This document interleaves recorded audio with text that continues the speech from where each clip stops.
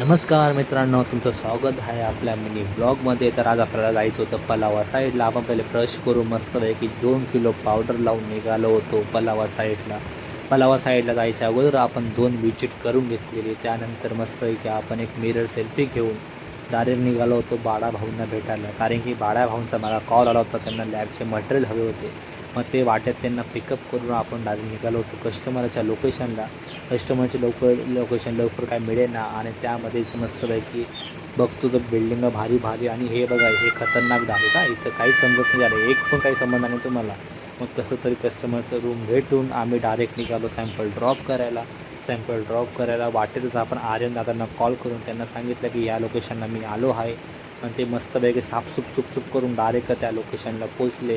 मग आपण त्यांना डायरेक्ट सॅम्पल देऊन डायरेक्ट निघालो बाहेर फिरायला गेल्यावर मस्तपैकी आपण जात होतो आकाश दादांसोबत.